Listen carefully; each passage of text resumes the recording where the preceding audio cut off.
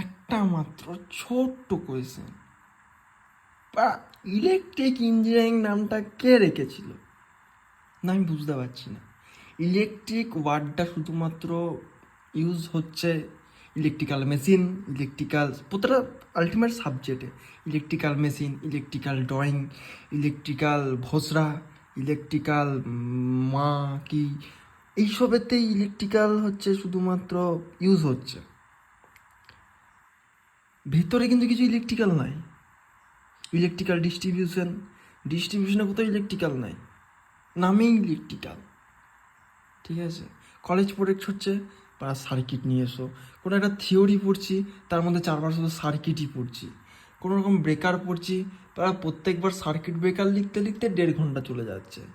CB লিখলে পরীক্ষা খাতে বলছে এটা হবে না, ওরা সার্কিট সার্কিট, তো যেখানেই যাবে সেখানেই সার্কিট, কলেজ প্রোজেক্টে সার্কিট, আর মাটা সাইজে এইটুকু টুকু, সবার দাম 400-500, মানে সার্কিট না শোনা, পারা সেটাই খুঁজে পাচ্ছি।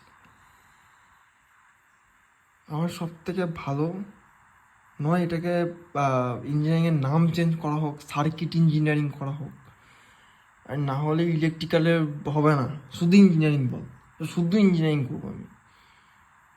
ইলেকট্রিক্যাল ইঞ্জিনিয়ারিং নাম রেখেছে, শুধুমাত্র সার্কিট ইঞ্জিনিয়ারিং হবে, ওর বাইরে কিছু হবে না।